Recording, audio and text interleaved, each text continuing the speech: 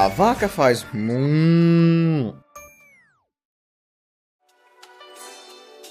Todo mundo que ama Nickelodeon, não é? Ou pelo menos amava antes dela virar uma máquina de comerciais de vergonha alheia.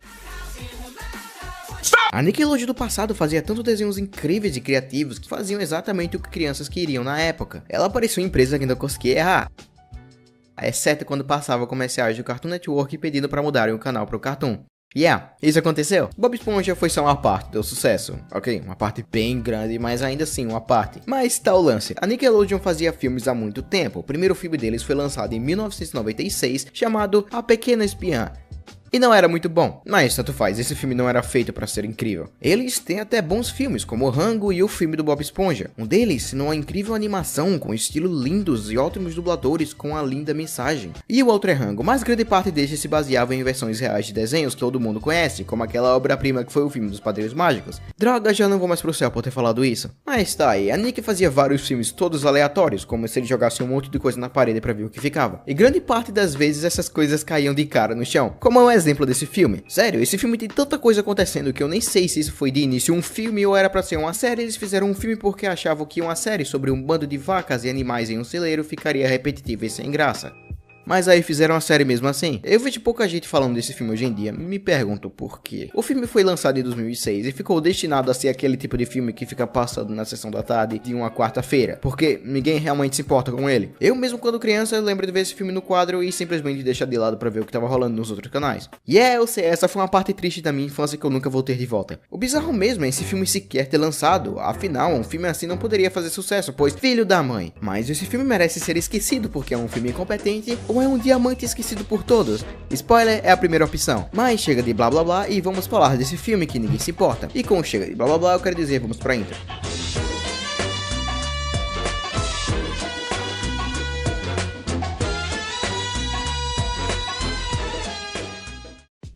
O filme começa com os logos das empresas, que é só eu ou esse logo parece bem sem graça. Eu sei que parece que eu tô exagerando, mas é isso que esse canal se especializa, em exagero. Lembrem-se, essa foi a mesma empresa que fez o filme do Bob Esponja, e o filme do Bob Esponja tinha uma intro para Nick e dá nostalgia até hoje, de tão estranha e bonita que é.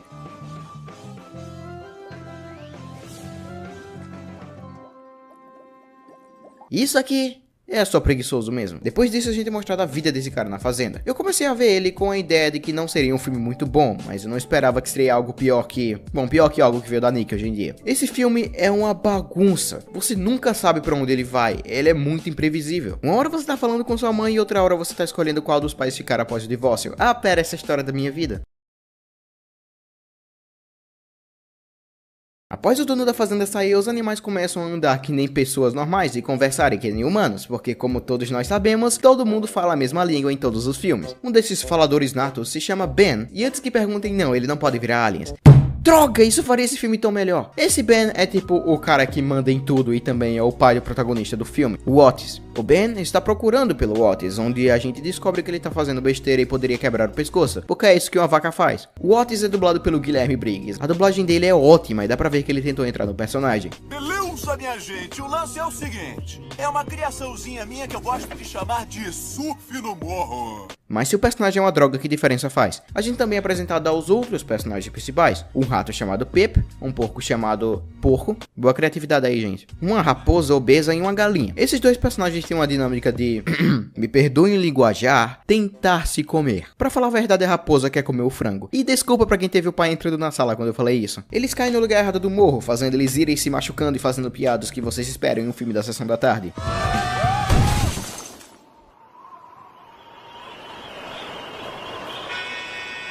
Lembra que eu disse que você nunca vai saber o que vai acontecer? Então, o filme vai pra uma reunião e é mostrado que o Otis não faz nada de bom e tá tirando a moral do pai dele. Também mostrando que os coiotes estão bem mais comuns nessa época do ano, por isso eles fazem uma cerca bem grande pra proteger os animais. Mas era pro Otis consertar a cerca e eles não fazem isso. Ele vai ficar fazendo besteira, tomar banho de rio, fazendo walkboard, jogando golfe, se sabem, coisas que vacas fazem. Essa parte não tem nada pra falar, então eu vou falar o óbvio.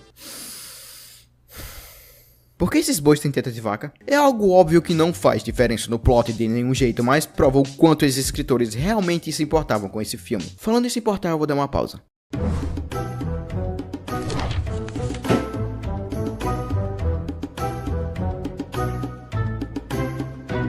E agora a gente é apresentado ao romance do filme, porque não é um filme ruim se não tem um romance constrangedor no meio, não é? Após, seja lá o que foi isso, a gente é apresentado o que esses animais fazem após ficar de noite e o fazendeiro apagar as luzes, porque como todo mundo sabe, quando alguém desliga a luz, essa pessoa não vai poder ouvir nenhum barulho, então é por isso que eles fazem uma festa. Agora a gente chega em uma parte que era pra ser a parte mais importante do filme em algum momento. É o seguinte, esse filme em inglês era pra ser chamado de Barnyard, The Original Party Animals, ou em português, Curral, os primeiros animais de festa, ou algo assim. Mas eles mudaram pra Curral porque a festa não é a parte tão importante assim. Porque como dá pra ver eles andando de moto no filme, em plena luz do dia, não pode ficar mais legal que isso. Eu retiro o que eu disse, tem um humano mecânico. Enquanto todo mundo tá fazendo festa, o Otis e o pai dele ficam em um morro tentando fazer as raposas irem embora. Tem uma piada bem estranha nessa cena. Que noite linda.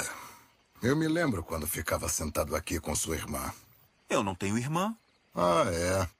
Era você, não era? Tipo, era pra mostrar que o Otis era uma mulher? Ou que ele costumava parecer uma mulher? Eu realmente não sei, só sei que é bem nada a ver e não faz nenhum sentido. Após essa conversa séria de pai pra filho, a gente é apresentado o melhor personagem de todos os tempos, o Mr. Boombastic. She call me Mr. Bombastic, totally fantastic. Touch me on me back, she says I'm Mr. Roll.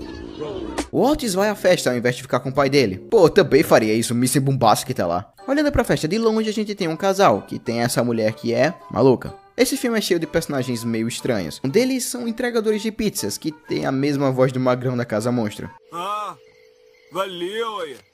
Tu vai querer troco, irmão? Uma ligação que fizeram do além-túmulo. Isso prova a minha teoria de que Casa Monstro e o Segredo dos Animais estão no mesmo universo. As raposas agora aparecem pra tristeza de todo mundo que entra no galinheiro e pega as galinhas. Mas o Ben aparece acabando com as raposas em uma cena que é realmente, sem ser sarcástico, excelente. É pesada, bem animada, tensa e realmente te faz triste. O Ben é o único personagem que de algum jeito é gostável e ver ele morrendo assim realmente dói e me faz triste de um jeito que eu não consigo me respeitar por sentir.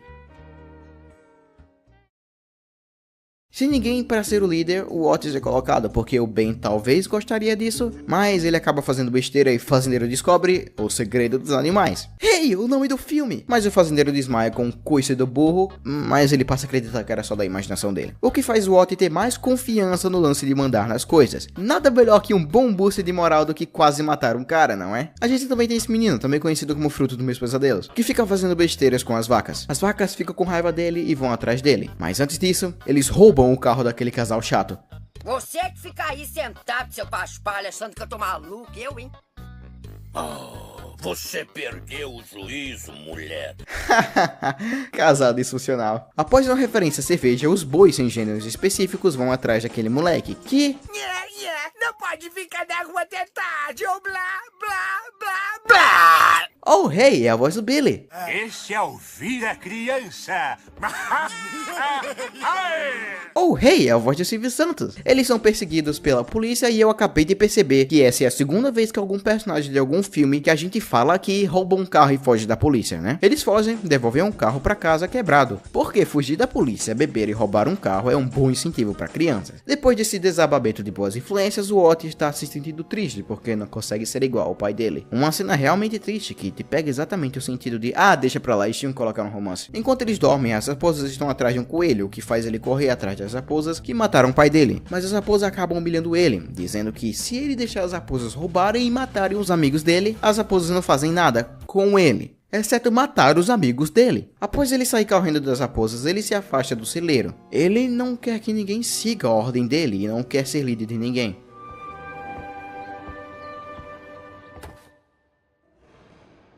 Eu tenho 100% de certeza que essa menina vai aparecer. Oi. Din, din, din, din, din, din, din. Depois dessa comoção, o Otis é chamado para resolver um problema. As raposas roubaram um monte de galinhas. Otis, eles levaram a Meg. A Meg? Não, a Meg não. Quem é Meg? Então o Otis vai atrás das raposas, sozinho. No lance onde as raposas ficam, eles estão com as galinhas, vivas. O Otis está lá para enfrentar os vilões, e dessa vez ele tem coragem. Então deixa eu entender direito. Ele não tem força o suficiente para acabar com as raposas se baseando apenas na morte do seu pai, mas consegue baseado em um monte de galinhas. Nice. O Otis quase é morto, mas como é deveras genérico, os amigos deles aparecem para tentar salvar o dia. Eu tenho que dizer, por mais que seja algo genérico e sem criatividade, é sempre legal ver todo mundo junto contra os caras do mal. mesmo que esses caras de mal sejam apenas um monte de coiote com fome. A menina então vai ter um filho. O Otis quer muito estar com ela, que nem o pai dele fez. E... Podemos ligar e dizer onde pegá-las? yeah! Eles vão roubar motos e andarem que nem na capa do filme. Eu esperei minha vida toda por isso.